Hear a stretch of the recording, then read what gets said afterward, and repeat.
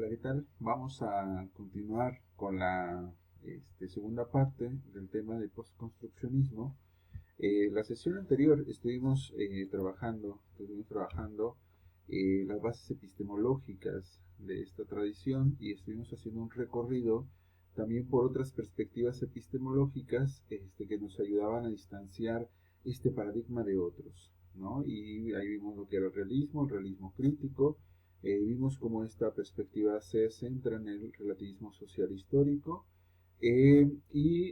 También hablamos de una idea muy interesante de Tomás Ibáñez, que es la galaxia construccionista. Tratamos de presentar y describir con detalle este esquema y precisamente nos centramos en la idea de que hay como centros de gravedad epistemológica. Eso es una metáfora muy interesante porque lo que evita es como más que establecer como territorios bien delimitados, lo que estamos diciendo es que hay teorías que se acercan más a ciertos centros gravitatorios que otras, ¿no? Unas se alejan más, pero también comparten características. Para eso nos sirve la idea de la metáfora de la galaxia construccionista. Bueno, sigamos. Vamos a trabajar en esta segunda parte las bases conceptuales del construccionismo social y para ello vamos a hacer varias cosas. Eh, Entre las cosas que nos vamos a permitir hacer, va a ser hacer un breve recorrido sobre algunos elementos indispensables para organizar temporalmente esta teoría, pero también vamos a realizar unos esquemas, vamos a ver un ejemplo y les voy a sugerir otra serie de materiales que pueden desarrollar todo esto. Bueno, no sé si con ustedes se escuche, pero acá está cayendo una lluvia muy linda, ¿no? Una lluvia extraordinaria de mayo, ¿no? Y que se recibe, ¿no? Bueno, yo la recibo con un montón de alegría, ¿no? Me gusta muchísimo la lluvia, me gusta muchísimo, no sé, hacer esto con un cafecito y con lluvia de fondo, ¿no? Bueno, vamos a hablar un poco del desarrollo histórico de los construccionismos y por tanto vamos a permitirnos integrar varias cosas acá para poder hacerlo. Este esquema ya lo hemos revisado en clase, pero vale la pena recordar. En primer lugar, me gustaría mucho utilizar una diferencia analítica que Kenneth Gergen nos propone en uno de sus textos, que es la diferencia entre constructivismo y construccionismo. No es una diferencia ampliamente utilizada en la literatura.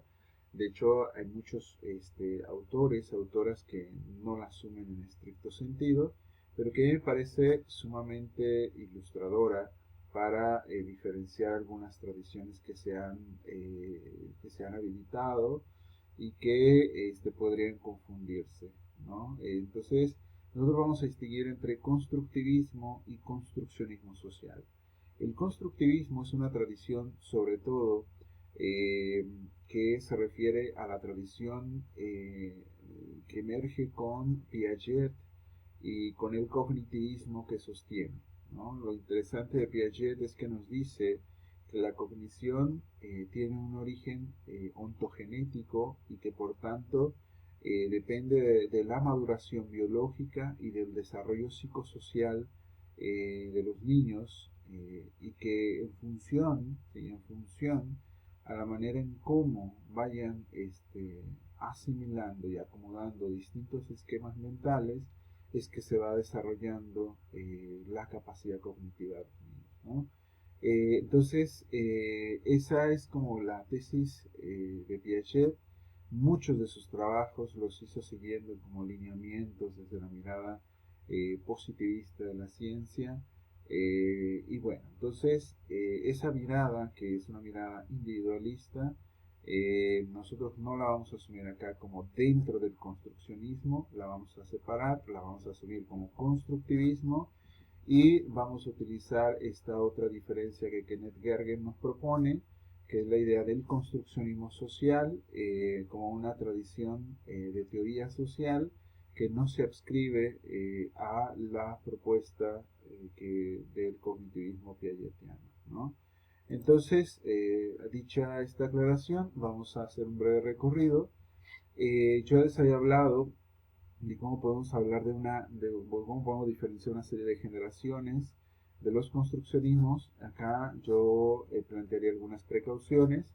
Esto que pongo yo acá como la primera generación, evidentemente son autores que no se identifican como construccionistas. Incluso parte de la segunda generación, una generación de tránsito, en donde está la etnometodología, tampoco se identifican como construccionistas.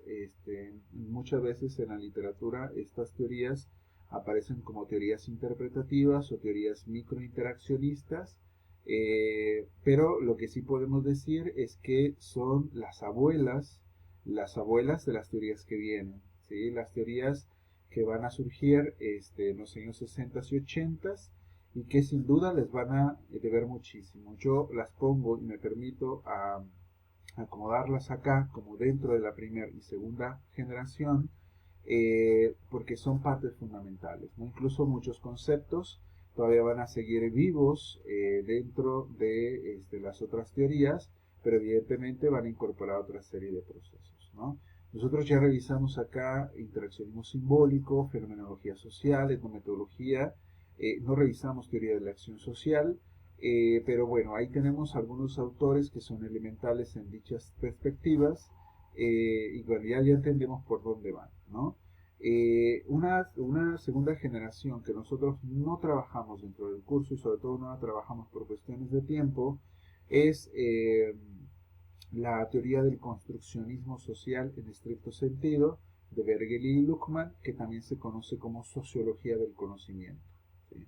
Como sociología del conocimiento. Bergeli y Luckmann fueron quienes acuñaron este término de la construcción social de la realidad, pero aquí es muy interesante porque la teoría de Bergeli y Luckmann van a tomar prestados muchos elementos, por ejemplo, del interaccionismo simbólico, de la fenomenología social, van a tener una fuerte influencia del marxismo y otras tradiciones sociológicas, particularmente la tradición weberiana, y van a articular una teoría que nos ayude a entender en una forma muy importante el proceso de construcción social de la realidad. Recomiendo ampliamente leer su libro, que tiene ese nombre tal cual, con la construcción social de la realidad.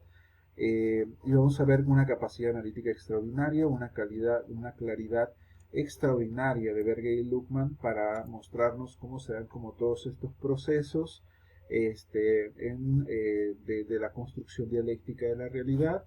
Y bueno, no me detengo tanto, porque lo que me interesa es pasar a esto que voy a nominar como la tercera generación post-construccionista, ¿no?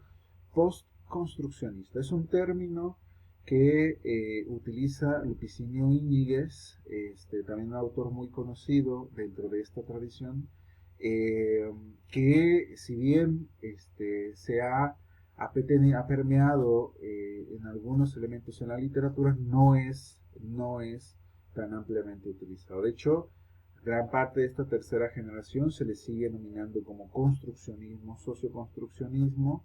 Lo interesante acá de utilizar el término post es evidenciar el carácter crítico de esta generación de los 80s y 90s frente a las generaciones previas, porque esta otra generación ya va a tener influencias del postestructuralismo, de la discusión de la posmodernidad, y va a haber incorporado el giro lingüístico. Si ustedes hacen un contraste entre el construccionismo de Berger y Luckmann, el construccionismo de Kenneth Gergen, que está en esta tercera generación, o el construccionismo de Ibáñez, ya va a haber diferencias sumamente importantes, sobre todo porque van a existir estas incorporaciones que están acá abajo. Por ejemplo, Berger y Luckmann construyeron su teoría antes del giro lingüístico, antes de la discusión de la posmodernidad, y no incorporaban la discusión postestructuralista que se estaba empezando a desarrollar en su tiempo, pero que tuvo un acento mucho más marcado en los años 80. Y bueno, entonces Nosotros hablamos de postconstruccionismo porque nos permite distinguir esta posición crítica de los elementos del giro lingüístico, la posmodernidad y el postestructuralismo en la idea de la construcción social de la realidad. Entonces hay diferencias, sobre todo porque estos elementos van a poner un énfasis sociopolítico muy importante, un énfasis histórico, y van a cambiar ciertas formas de trabajar con respecto a la perspectiva marxista dominante. Entonces, ya tenemos una diferencia histórica que creo que es bien importante tenerla muy clara, ¿no? Bueno, sigamos. A ver, ¿qué pasó? Vamos a diferenciar tradiciones, ¿no? Seguramente algo que a ustedes les pasó, ¿no? Porque es muy curioso que nos pasa a todo mundo, ¿no? En algún momento. Nos pasa que llega un momento en que no tenemos claro cuál es la diferencia entre la perspectiva crítica y la perspectiva socioconstruccionista, ¿no? Porque se parecen un montón, ¿no? Se parecen un montón, hacen un análisis político, histórico, nos dicen que la subjetividad se construye, que la realidad se construye, y entonces, si dicen más o menos lo mismo, entonces parece que trabajan igual. Lo cierto es que no. ¿Sí? Yo he insistido mucho que lo que debemos ver en las teorías no es estos enunciados genéricos que nos dan descripciones globales, sino entrar en la especificidad técnica de los conceptos que construyen, particularmente en las relaciones entre dichos conceptos, porque cada teoría nos propone una forma de análisis de la realidad. Entonces, sus conceptos son formas de operar, de intervenir, de interpretar la realidad. Entonces, acá lo que me propongo, por ejemplo, para distinguir la tradición crítica y la tradición socioconstruccionista, es poner en acción dos de sus conceptos y veremos que hay diferencias importantes, ¿no? Que unos tienen mayor o menor alcance para ciertas cosas. En primer lugar, por ejemplo, vamos a problematizar la relación entre, bueno, mejor dicho, vamos a contrastar el concepto de ideología al concepto de subjetivación, ¿no? Que es muy importante. Esta distinción que voy a hacer ahorita la trabaja Guattari en uno de sus textos, ampliamente recomendado. Es un libro buenísimo que vale ampliamente la pena revisar, que se llama Micropolítica del Deseo, ¿no? Es un libro donde Guattari va a acuñar la cuestión de la subjetividad capitalística y te va a trabajar mucho el proceso de subjetivación en el capitalismo, ¿no? Y sobre todo nos va a enseñar cómo en el capitalismo contemporáneo se produce subjetividad de forma serializada y casi industrial, ¿no? Es una cosa tremenda, ¿no? Es como inicia el libro. De hecho, esa afirmación es con la que, ¡pum!, suelta Guattari y uno le vuela la cabeza, ¿no? Bueno, entonces vamos a ver las diferencias. El concepto de ideología está por ejemplo, habilitado para hablar de procesos que tienen que ver con el poder, ¿no? Pero sobre todo, lo que nos dice la tradición crítica es que las condiciones sociales producen ideología y sobre todo es producto de las condiciones, de los procesos de estructuración, perdón. Particularmente, el marxismo construyó el concepto de ideología asociado a la noción de la lucha de clases y la diferencia de clases, donde las clases dominantes imponían una forma de pensar, ¿sí?, a las clases dominadas, ¿no? Pero por otro lado, el concepto de subjetivación es otra cosa, ¿no? Más adelante voy a profundizar más en él, pero la subjetivación nos ayuda con la idea de que el poder, ¿sí?, construye subjetividad, ¿sí? Construye subjetividad y sobre todo lo va a hacer micropolíticamente. Ahorita vamos a ver qué diferencia hay, sobre todo cuando pasemos a este apartadito de acá abajo y se va a entender más esto. Ambas son productos históricos, pero en el caso de la ideología es efecto de las condiciones materiales. En el caso de la tradición socioconstruccionista, es habilitada por dispositivos hermenéuticos de época, ¿sí? Es decir, ciertas condiciones sociales habilitan la subjetividad con características muy específicas en función de los momentos históricos. En el esquema que vamos a realizar más adelante se va a entender esto, ¿sí? Bueno, la ideología en el caso de la tradición crítica es interiorizada, es decir, hay un poco esta metáfora de la subjetividad como envase, es decir, se le inyecta, por decirlo de alguna manera, y esto tiene muchos problemas. El concepto de subjetivación, en cambio, más que estar como un envase ya preconstituido, la subjetivación dice la subjetividad se arma, ¿no? Toma forma, ¿sí? Se configura, ¿sí? O sea, no está ya dada, ¿sí? No es estándar, ¿sí? Se va habilitando, ¿sí? Eh, el concepto de ideología, y yo creo que esto es lo que más nos ayuda a distinguir ambas cosas, es que se centra mucho en el terreno de las representaciones y los significados. Es decir, la ideología se queda mucho con la noción de cognición. Pero en cambio la idea de subjetivación, cuando nos dice que la subjetividad es socialmente construida, no solamente habla de representaciones y significados, también habla de percepciones, de sensibilidad sensorial, de emociones, de deseos, de fantasías, ¿sí? Esto es bien importante, ¿no? Porque la dimensión ideológica se queda como en el territorio de lo semiótico, ¿no? Pero lo que nos están diciendo los socioconstruccionistas es que el poder no solo crea representaciones. Lo que nos están diciendo los socioconstruccionistas es que el poder puede construir deseo, ¿sí? Puede construir deseo, puede construir formas de fantasear, ¿sí? Y eso no pasa de ninguna manera por la idea solamente de tener organizada información en la cabeza, ¿sí? Como lo dice la metáfora cognitiva, ¿no? Ambas, bueno, tienen como una similitud. Bueno, la ideología es portada individualmente, pero construida socialmente, y la subjetivación es singular en tanto puerta, pero siempre socialmente habilitado. Acá nos vamos a dar cuenta que la subjetividad en el socioconstruccionismo, sobre todo, es una subjetividad social, ¿sí? Entonces, con esto lo que tenemos enfrente es que como estos dos conceptos estrellas en ambas tradiciones nos están llevando a lados muy distintos. Sobre todo, a mí me parece que la capacidad analítica del concepto de subjetivación tiene un alcance mayor, mucho más sofisticado, casi quirúrgico con respecto al concepto de ideología, ¿sí? El concepto de ideología es un concepto muchísimo más grueso, y el de subjetivación intenta mostrar otros territorios que la ideología olvidaba, ¿no? La ideología olvidaba. Bueno, entonces más o menos con esto traté de diferenciar algunas cosas, y bueno, sigamos. Vamos a hablar ahora sí de las bases conceptuales, del socioconstruccionismo.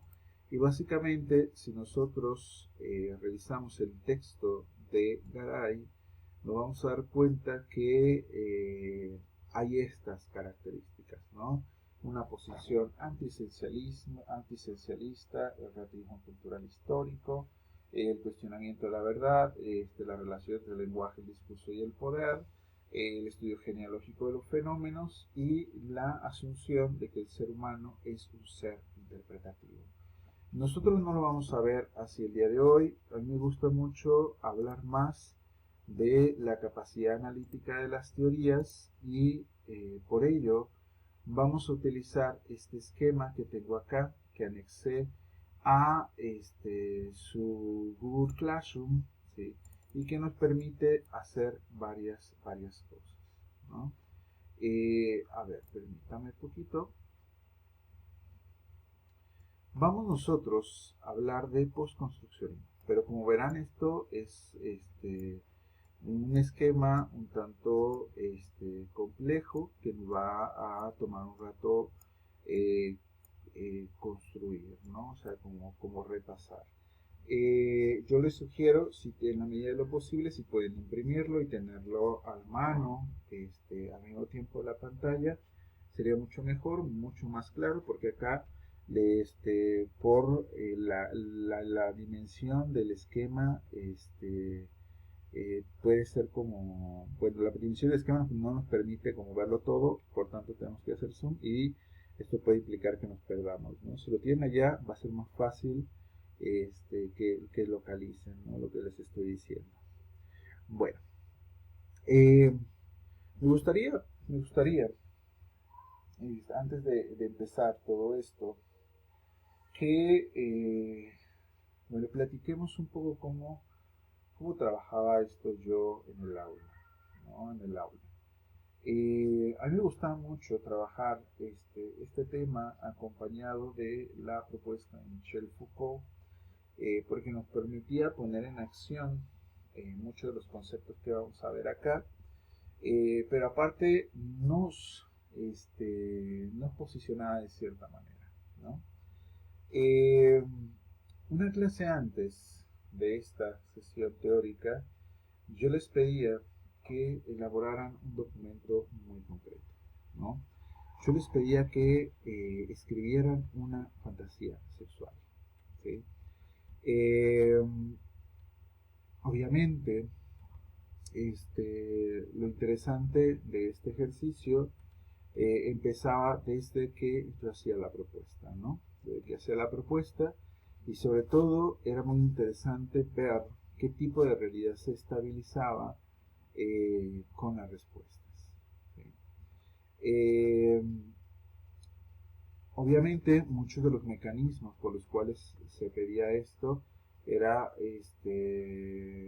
mejor dicho, se utilizaban muchos mecanismos para proteger la intimidad de las personas, ¿no? Eh, pero sobre todo, bueno, se les pedía como elegir, ¿no? O sea, si querían como hacerlo eh, como público, es decir, con nombre, o optaban por hacerlo anónimo.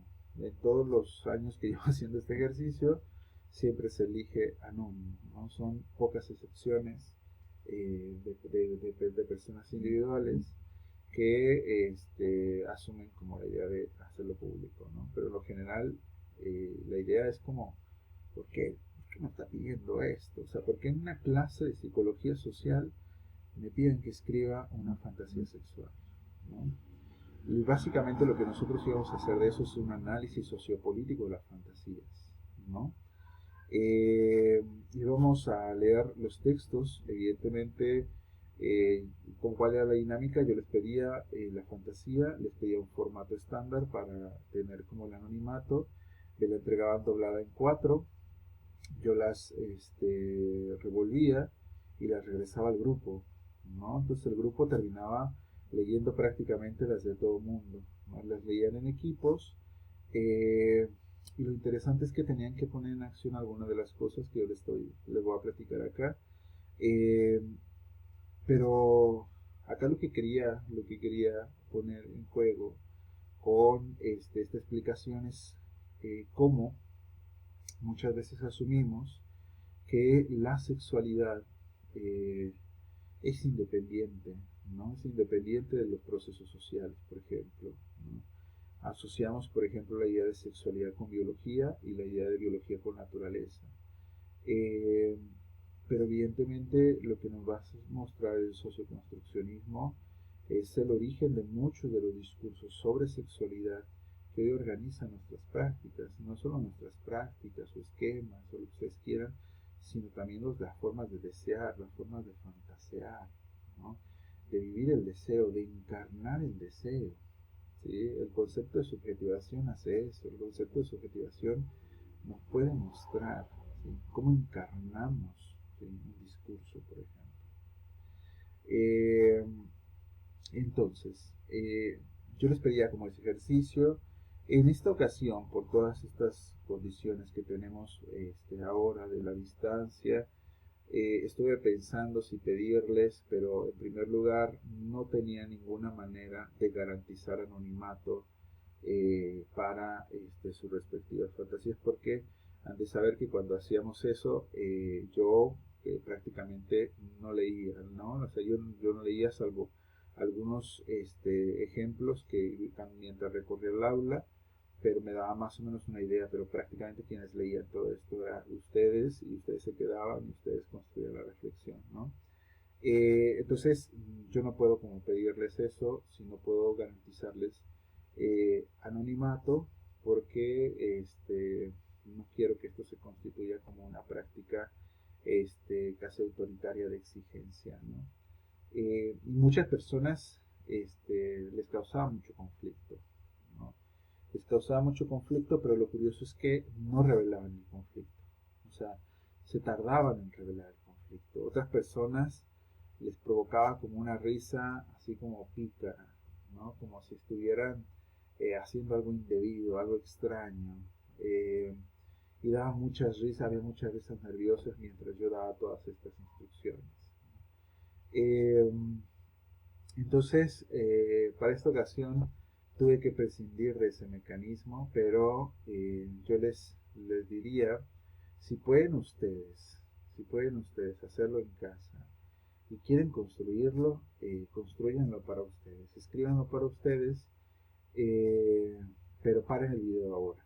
¿Sí? Si lo van a hacer, párenlo ahora y después, ya que terminen, analizan el texto. ¿Sí? Analizan su texto. Va a ser un poco difícil porque tienen que hacer un ejercicio de extrañamiento con respecto a lo que ya está escrito. Es como si nos estuviéramos preguntando cuáles son los procesos históricos que institucionalizaron nuestro deseo sexual, ¿no? Esa pregunta está tremenda, ¿no? Porque luego creemos que el deseo sexual es completamente original, puro y nada condicionado con respecto a lo que pasa allá afuera, ¿no? Pero lo que nos va a mostrar un sujeto muy curioso, un sujeto calvo, ¿no? que cito mucho, que es Michel Foucault, es que la sexualidad es históricamente construida, y sobre todo hay muchos discursos médicos, jurídicos, sociales, científicos, que la sostienen, y la sostienen de ciertas maneras, que la promueven de ciertas maneras, ¿no?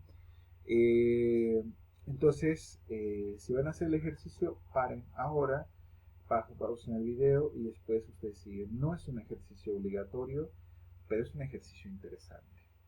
Bueno, para quien no quiera hacer ese ejercicio, pero aún así quiera entender muchas de las cosas que yo voy a decir acá, le voy a pedir que vaya al canal y busque un par de temas interesantísimos, que es el tema de la sociopolítica de las emociones. ¿Sí? La sociopolítica de las emociones, y el otro tema es el de la sociopolítica del amor. ¿Sí? Son dos temas que construí hace unos días para la materia de teoría psicosocial y subjetividad, pero ahí van a darse cuenta de algo, ¿no? O sea, parece que las emociones son como elementos estandarizados en nosotros que solamente se activan en función de nuestra interacción con otras personas, pero nos vamos a dar cuenta que también son sociopolíticamente configurables, y sobre todo me centro en la idea del amor, ¿no? Que también es muy curioso, que se piensa que no tiene nada que ver con las condiciones sociales ni con los discursos que se producen sobre ella, y veremos que sí, o sea que sí tiene que ver. Y bueno, ahí justamente voy a evidenciar los procesos que participan en la definición de las narrativas dominantes del amor, particularmente del amor romántico, y ahí voy a ver la relación entre cómo se vive el amor, ¿sí? Entre cómo se vive el amor y ciertos procesos sociopolíticos, ¿no? Como el capitalismo, el patriarcado y la heteronorma, ¿no? O sea, es decir, el heteropatriarcado capitalista como esta gran institución que performa en muchas de nuestras experiencias sanatorias, ¿no? Entonces, ustedes decidan por dónde quieren ir. Yo creo que cualquiera de las dos les puede dar muchísimas pistas sobre cualquiera de las dos cosas, ¿no? Bueno, vamos entonces a hablar de postconstruccionismo. Ya hemos dicho que asume el giro lingüístico, es decir, que propone acá el giro lingüístico la centralidad del lenguaje, es decir, Acá tenemos que tener bien claro, el lenguaje es la institución desde la que edificamos y codificamos nuestro acceso a la realidad, ¿sí? O sea, el postconstruccionismo nos deja claro eso, el lenguaje es elemental y no podemos como quitarlo del mapa, ¿no? Acá se asume una epistemología situada, particularmente el relativismo social e histórico, que ya lo vimos. También va a asumir la epistemología feminista, que sobre todo la epistemología feminista nos va a insistir mucho en que el conocimiento es una práctica social interseccionada, es decir, hacer o producir algo, producir conocimiento es hacer algo, no es una acción pasiva, pero aparte no producimos de cualquier lado, producimos de donde estamos parados, ¿sí? Donde estamos parados, o sea, cuando yo digo que soy varón, ¿no? Y que soy heterosexual, ya estoy inscrito en una tradición discursiva que me va a posicionar con respecto a otros y que va a influir en mis formas de producir conocimiento. Pero también si yo digo que soy una persona no binaria, ¿sí? Soy una persona no binaria y además soy pobre y vivo en el capitalismo periférico, también eso va a influir en mis formas de producción de conocimiento. Es muy curioso porque acá tenemos que reconocer quiénes han sido los agentes de productor de conocimiento y vamos a encontrar que sobre todo han sido los blancos, las personas blancas, europeas, incluso norteamericanas, de clase media, alta, eh, varones heterosexuales no discapacitados, ¿no? Y prácticamente todas aquellas personas que no estén dentro de estas categorías han tenido como subrepresentación epistémica, por decirlo de alguna manera, y por tanto acá la epistemología feminista entonces nos propone situar el conocimiento, situarlo de esta manera, ¿no? Quizá un ejemplo muy importante de todo esto va a ser la teoría queer, que es una teoría muy curiosa, ¿no? Es una teoría muy cercana a los feminismos, y la teoría queer lo que nos dice es que, eh, bueno, va a ser algo muy interesante, ¿no? O sea, porque queer en inglés quiere decir algo así, es una ofensa, ¿no? Es una forma de agredir, ¿no? Es un sujeto, es como producir un sujeto abyecto, ¿no? Como lo va a decir Paul Beatriz Preciado. Pero lo interesante es cómo muchas de las personas que empezaron a producir conocimiento desde la perspectiva queer se apropiaron de dicha palabra, ¿no? Quiere decir algo así como puto, maricón, tortillera y todos esos adjetivos que se utilizan, ¿no? Contra ciertas poblaciones. Y entonces ellos se lo apropiaron y dijeron, bueno, vamos a hacer teoría de los putos, de los anormales, de las tortilleras, de los que no tienen teoría, ¿no? Entonces, esta posición epistémica lo que nos da cuenta es precisamente de la interseccionalidad y de reconocer desde dónde estamos parados y cómo estamos produciendo conocimiento, ¿no? Y la otra idea que va a proponer la epistemología feminista va a ser el antiesencialismo, es decir, las cosas no tienen esencia, ¿sí? Las cosas no tienen esencia. Lo que tenemos nosotros para referirnos a las cosas son una serie de elementos discursivos, ¿sí? Todo aquello que reconocemos como esencia de algo no son otra cosa sino las codificaciones vigentes que tenemos para referirnos a eso, ¿sí? El antiesencialismo quiere decir que las cosas no son como son, sino que las cosas son como somos, ¿sí? Que nosotros las definimos en función de nuestras capacidades, ¿no? Entonces, hay esta influencia de la epistemología feminista, pero también habla de una epistemología situada, que esto ya lo vimos cuando presenté el relativismo histórico y social, y que, bueno, aquí lo que entendemos ya no hay dualidad epistémica en términos cognoscentes, sino hay elementos epistémicos que se construyen en mutua dependencia, ¿sí? Entonces ya tenemos un territorio epistémico. Ahora, estamos asumiendo que el postconstruccionismo va a tomar como centralidad al lenguaje y debemos tener claro que el lenguaje produce textos, que hay un montón de textos en la sociedad donde estamos. El asunto es que muchas cosas no las presentamos como un texto. Cada vez que hablamos sobre algo estamos produciendo un texto, aunque no esté escrito es un texto, ¿no? Texto en tanto constitución semiótica, ¿no? Entonces el lenguaje está construyendo textos permanentemente, y esos textos de alguna forma tienen como ciertos sentidos, ¿no? Lo que no debemos olvidar es como esos textos están ordenados por contextos, es decir, los elementos que le dan sentido a la manera en cómo está presentado ese texto, y que esos contextos son históricos, políticos, sociales, económicos, culturales, ¿sí?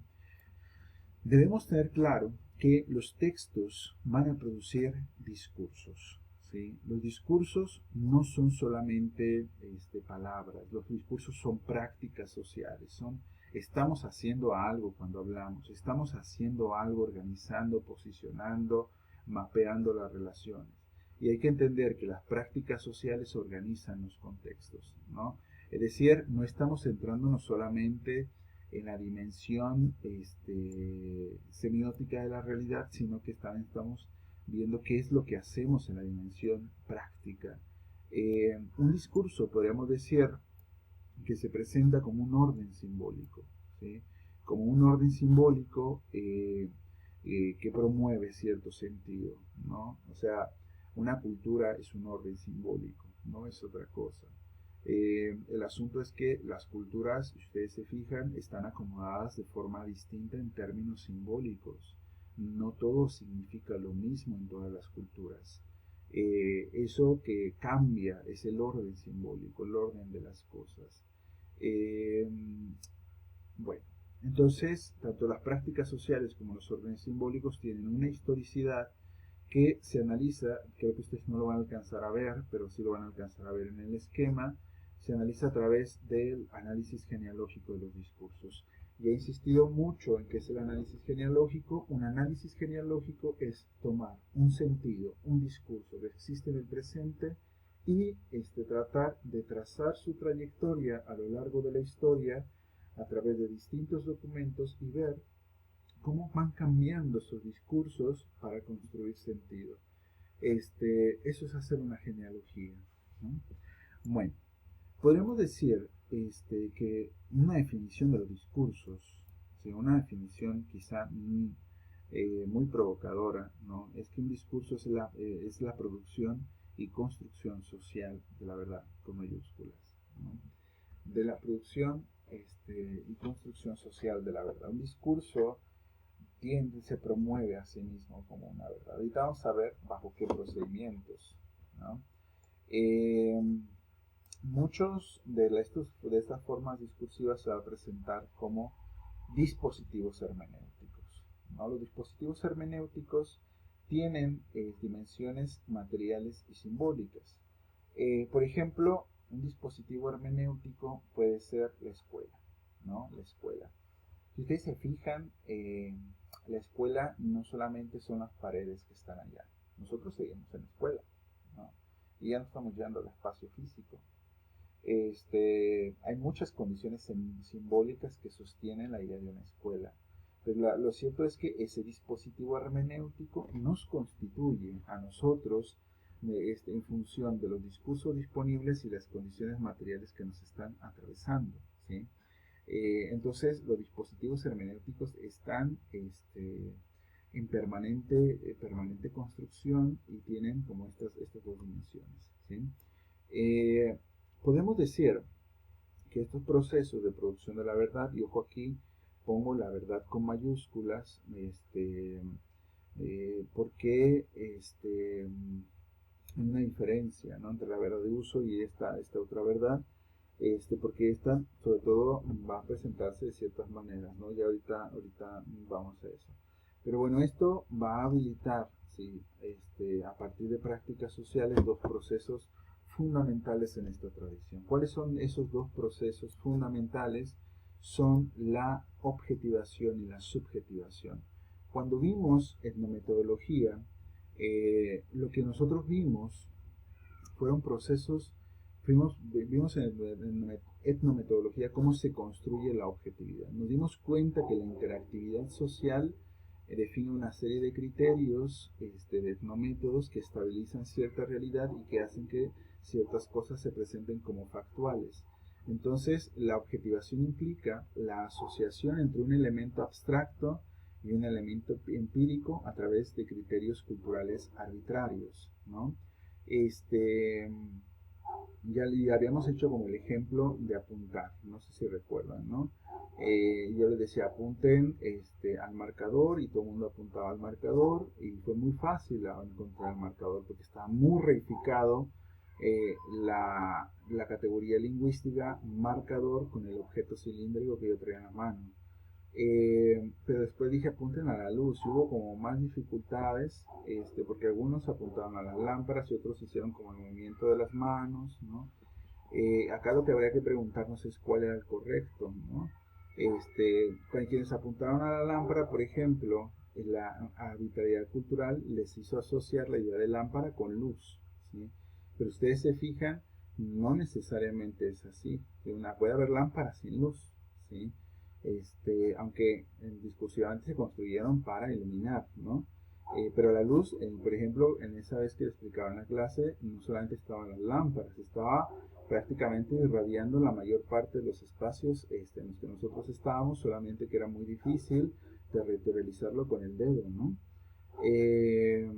Y después le dije apunten a la libertad. Y allí hubo muchos líos porque unos se hicieron, apuntaron a la cabeza, unos apuntaron a la ventana, otros apuntaron a la puerta, otros apuntaron como al corazón y otros hicieron como, quién sabe, ¿no? ¿Qué es lo que pasó? Que objetivaron el concepto de libertad de distintas maneras. Apuntar a la cabeza es una forma de objetivar, apuntar al corazón, apuntar a la ventana, a la puerta, es una forma de objetivar un elemento abstracto con un elemento empírico, ¿no? Lo que se hace evidente con ese ejemplo es la arbitrariedad sociocultural de los criterios que utilizamos para objetivar, ¿sí?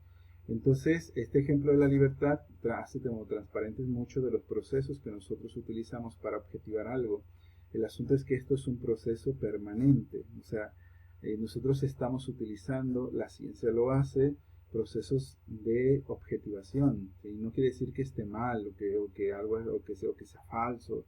O sea, hay muchos criterios que nos acercan a muchas cosas. O sea, pensemos, por ejemplo, en muchas intervenciones que se han realizado, intervenciones médicas, utilizan eso, o sea, criterios de objetivación.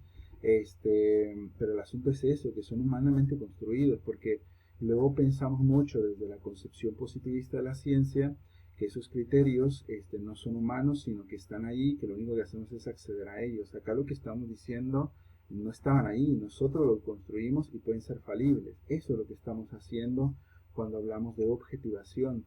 Entonces, acá la idea de la objetividad implica una producción social de las tecnologías, criterios e instrumentos con los cuales asumimos lo fáctico, ¿sí? En cambio, el proceso de subjetivación implica una serie de discursos con los cuales se construye subjetividad social individual. Ojo, no solo representaciones. Ya expliqué por qué. Ya expliqué que no se reduce a la visión ideológica, no se reduce solamente a la idea de cognición, sino al territorio de subjetividad. Y acá conviene recordar una metáfora que yo había utilizado hace ya varias sesiones, que es la idea de la subjetividad como envase, ¿sí? Les había dicho cómo el cognitivismo social nos propone mucho esta idea, ¿no? De que hay estructuralmente una subjetividad ya habilitada, como son los procesos psicológicos, como son lo que posibilita la construcción de esquemas mentales, pero lo que nos dice el cognitivismo es cambia el interior del envase, ¿no? Cambia lo que le echamos, que son los esquemas mentales, ¿no? Esta subjetividad, esta idea de subjetividad como envase, lo que hace es esencializar la subjetividad y no mostrarnos su carácter contingente, no mostrarnos que mucha de esta forma que está habilitada en este momento respondió a procesos históricos y por tanto que si hay otras condiciones de corte sociopolítico, cultural, etcétera, quizá esta forma se modifique, ¿no? O sea, pensemos en la tesis de Vygotsky sobre la cognición, y él nos dice que la cognición es un proceso no solamente ontogenético como pensaba Piaget, sino filogenético y sociocultural, es decir, hay una sociogénesis de la cognición y que en función a esos dos procesos, tanto biológico como social, se fue constituyendo lo que hoy tenemos como procesos psicológicos, ¿no? Entonces, nosotros vamos a entender acá que la subjetividad es un territorio de producción y reproducción de sentido y no solamente es una especie de interioridad individual, o sea, la subjetividad es social sobre todo, la subjetividad es un espacio de producción de sentido, o sea, más que pensarlo como un envase, pensémoslo como un territorio que puede habilitarse de muchas maneras. El asunto es, como dice Guattari, que en las condiciones socioeconómicas, sociopolíticas que tenemos hoy en día, la subjetividad se produce de forma serializada, se estandariza la subjetividad y se le presenta de ciertas maneras, ¿no? Entonces, la subjetividad va a implicar no solo representaciones, va a implicar experiencias, significados, emociones, sensaciones, deseos, fantasías, como lo explicaba más adelante, que son habilitados históricamente. Para que quede más claro esta parte, vayan a la clase de sociopolítica de las emociones y esto va a ser aún más transparente, ¿sí? Entonces, yo les dije que pensaran en una fantasía, ¿no? Acá lo que tenemos que preguntarnos, ¿sí?, es qué mecanismos de objetivación social utilizo yo para o configurar mi fantasía, pero también qué mecanismos de subjetivación están presentes. Pero ahora, vamos a hacerlo un poquito más complejo. Vamos a hablar que los discursos, porque estamos en los discursos que son formas de producción y construcción social de la verdad, tienen ciertos procedimientos, ¿sí? Ciertos procedimientos, y entre esos procedimientos está la naturalización, la esencialización y la reificación. Vamos a decir qué es cada una de esas cosas. La naturalización es presentar como incuestionado u obvio el sentido del mundo, ¿sí? Es cuando los sujetos no interrogan, ¿sí?, esos mecanismos que están utilizando para dar sentido a la realidad en la que están. ¿Qué es el proceso de esencialización? ¿Sí? Es el apelar a una naturaleza interior e inmodificable de los fenómenos, ¿no? Sobre todo cuando llegamos a explicaciones donde no tenemos claro, ¿sí?, por qué se produjo ese sentido semiótico o esa práctica social, y lo damos simplemente por obvio porque así debe ser. Lo que estamos haciendo es esencializar, ¿sí? Y el otro proceso es la reificación. Esto que implica la cosificación de personas, seres vivos o procesos sociales, particularmente quitándole la noción de agencia o de dignidad, ¿sí? Entonces, ¿qué hacen los discursos? Naturalizan, esencializan, reifican. Por tanto, algo que está haciendo el construccionismo social al hacernos evidente todo esto es proponerse un proyecto de desnaturalización, desesencialización y de desreificación, ¿no?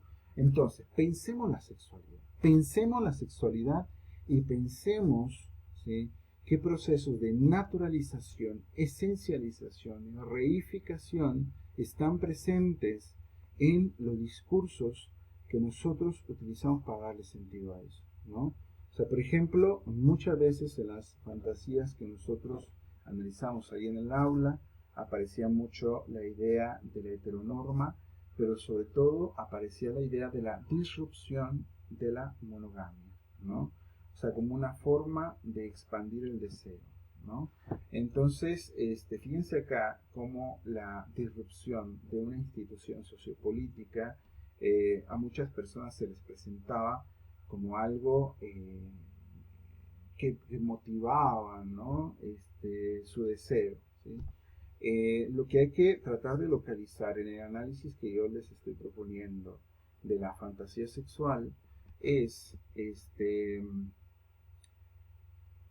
cómo están institucionalizados los vínculos sexoafectivos. ¿Cómo están institucionalizados los vínculos sexoafectivos? Por ejemplo, otra cosa que aparece mucho en las fantasías es la idea de la sexualidad vinculada al amor, ¿sí? o sea que necesariamente debían estar presentes, ¿no?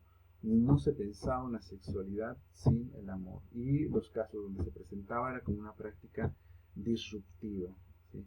Bien curioso porque muchos de estos discursos, claro, al mismo tiempo que construyen sus prácticas habituales, al mismo tiempo van construyendo sus anomalías permitidas, en este caso como la ruptura de ciertas cosas.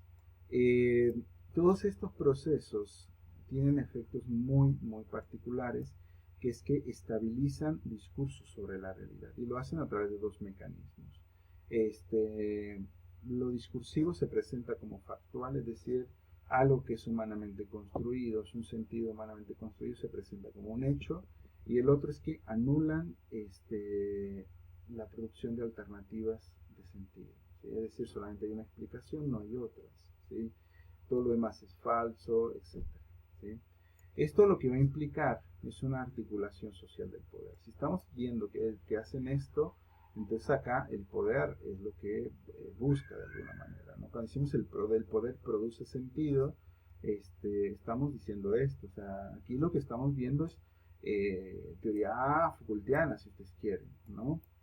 Entonces, esta articulación social del poder se da a través de la materialización del discurso y de sus prácticas, la legitimación, ¿sí?, de ciertas prácticas sociales, y la institucionalización de ciertas prácticas sociales. El poder, ¿sí?, se articula a través de regímenes políticos, ¿sí?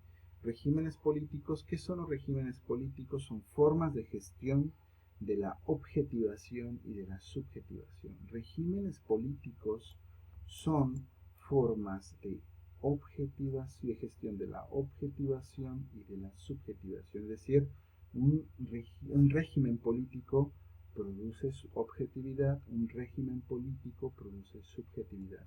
Por eso, por ejemplo, hoy decimos que el capitalismo no solamente es una cuestión económica. El capitalismo produce economías cognitivas, el capitalismo produce economías afectivas, economías de percepción, si ustedes quieren, ¿no? Pero no solo el capitalismo, lo produce el patriarcado, lo produce el colonialismo, estas tres grandes instituciones de distribución del poder contemporáneas, ¿no? O sea, no son del pasado, siguen vigentes. Y podríamos hablar de algunos ejemplos de regímenes políticos, por ejemplo el de la biopolítica, que lo propone Michel Foucault, porque Michel Foucault nos dice que a partir del siglo XIX, con la gestión de la vida, con la construcción de la medicina moderna, no sé si recuerdan ese video donde vimos cómo avanzaba exponencialmente la población, y yo les decía, bueno, a partir de este momento empieza la biopolítica, es precisamente eso, ¿no? O sea, el cuidado de la vida, pero no solamente el cuidado de la vida, sino normalizar la vida, ¿no? Presentarle como sus procedimientos habituales, los mecanismos por los que debe transitar, cómo debe transitar, etcétera. Nosotros estamos profundamente normalizados. Hay muchas prácticas sexuales normalizadas, ¿sí? O sea, es bien curioso que la normalización sexual, por ejemplo, nos dice cómo disfrutar nuestros cuerpos, ¿no? Cómo mapear el placer de nuestros cuerpos, y de qué partes son utilizables, de qué manera se pueden utilizar, qué puede dar placer sexual, qué parte no puede dar placer sexual, ¿no? Incluso qué partes están prohibidas, qué partes no pueden tocarse, y un montón de cosas más. O sea, hay un montón de estas cosas que precisamente no están nada más porque sí, ¿no? O sea, sobre todo están porque reproducen cierta concepción de la sexualidad, porque promueven ciertas prácticas de sexualidad, sobre todo centradas en la reproducción de la especie, y en la reproducción y la explotación a partir del capital de ciertos grupos. Pero no profundizo, ¿no? Si ustedes quieren profundizar más en esto, léanse La historia de la sexualidad de Michel Foucault, que justamente hace poco acaban de sacar el cuarto tomo, después de muchos años. Pero bueno, yo solamente he leído los tres primeros, y ahí podrán ver con detalle esto, particularmente en el primer tomo, en el último capítulo, trabaja con detalle la idea de la biopolítica. Y otro ejemplo podría ser el de la psicopolítica, creado por Byung-Chul Han, donde nos dice que ya no solamente es esta idea del disciplinamiento, la ortopedia y la normalización, como dice Michel Foucault, sino la idea de la optimización y la autoexplotación en las sociedades digitales. ¿Qué es lo que vamos a hacer la siguiente clase? Precisamente ver esa teoría, ¿no? Que nos va a clarificar un montonal de cosas. Bueno, entonces, sigamos con la línea. Discursos, vimos sus procesos, vimos lo que hacen y entonces, ¿qué es lo que se requiere hacer con estos discursos desde la perspectiva socioconstruccionista? Requiere deconstruirlos. Es decir, evidenciar el sentido humanamente habilitado. ¿Qué es deconstruir algo? Deconstruir algo significa sí, como ver como el proceso como fue construido, pero sobre todo es mostrar cómo lo humano lo habilitó, ¿sí? O sea, más que venir una cuestión como ulterior, ¿no? Ya sea Dios, la naturaleza, lo que hicimos fue nosotros hacerlo, ¿no? Sobre todo lo hemos hecho a través de los códigos lingüísticos que utilizamos para construir sentido sobre el mundo y sobre nosotros mismos. Entonces, cuando comprendemos eso, vemos que muchas de las cosas que nosotros asumimos como naturales, como esencias, como cosas bien definidas, en el fondo, en algún momento de la historia, fueron constituidos así y progresivamente a través de una serie de prácticas sociales y por tanto prácticas lingüísticas se fueron estabilizando y entonces lo que ahora estamos haciendo es como un retorno, ¿no? O sea, un retorno y ver como las emergencias históricas, así como nosotros identificamos quiénes son nuestros padres, nuestros abuelos, bisabuelos, es lo mismo, ¿no? Como en un discurso ver como cuáles son sus herencias, sus trayectorias históricas, mostrar como esta emergencia, ¿no? Cuando hacemos esto, entonces podemos deshabilitar una idea que se presentaba como fija y modificable. También, ¿qué quiere decir construir algo? Es evidenciar las prácticas de violencia que sostiene, ¿no? Porque no se trata simplemente de construir por deconstruir, sino mostrar que muchas de estas formas que están presentes hoy en día están produciendo distintas formas de violencia estructural, simbólica, sociopolítica, institucional, como ustedes quieran, pero las está sosteniendo, ¿no? Sobre todo las está sosteniendo, estabilizando realidad que invisibiliza esa violencia. Y también, ¿qué quiere decir reconstruir? Quiere decir reconstruir el pasado para construir futuro. O sea, hay un propósito político de que si sabemos de dónde provienen, como todos estos discursos que nos constituyen, entonces hay una responsabilidad política de habilitarnos de otras maneras, de construir alternativas y de construir alternativas sobre el futuro, ¿sí? Entonces está bien interesante pensar la sexualidad desde estos aspectos, porque entonces lo que tendríamos que hacer es deconstruir la sexualidad, ¿sí? Deconstruir la sexualidad y ver cómo se nos presenta, porque se nos presenta y sobre todo qué tipo de prácticas violentas puede naturalizar, ¿no? O esencializar, ¿no? Y sobre todo hacia dónde queremos llevar nuestra forma de vivir la sexualidad, ¿sí? Que organiza el placer sexual, por ejemplo, ¿no? O sea, no solamente hablamos de sexualidad en general, hablamos de placer sexual, ¿no? O sea, podríamos hacer genealogías de un montón de cosas. Por ejemplo, una autora que vamos a ver más adelante, que se llama Beatriz Paul Preciado, hace genealogía de la píldora anticonceptiva, ¿no? O hace genealogía de las prácticas queer, o hace genealogía de la homosexualidad o de la heterosexualidad, y bueno, así hay muchas otras, ¿no? Hay muchas otras. Entonces, acá estamos frente a otra posición que ya no solamente se está centrando como en los procesos de estructuración, sino más bien en cómo se habilitan todas estas economías de sentido que son tremendamente complejas, tremendamente complejas. Bueno, con esto concluimos la introducción a esta perspectiva socioconstruccionista y me gustaría cerrar con una idea. No sé si ustedes ya se están dando cuenta que esta tarea también es multidisciplinar, ¿sí? Es transdisciplinar. No es una teoría que está solamente habilitada desde la psicología, sino de muchas otras ciencias sociales. y por tanto se utilizan muchísimas otras áreas de conocimiento que no son reductibles a la psicología.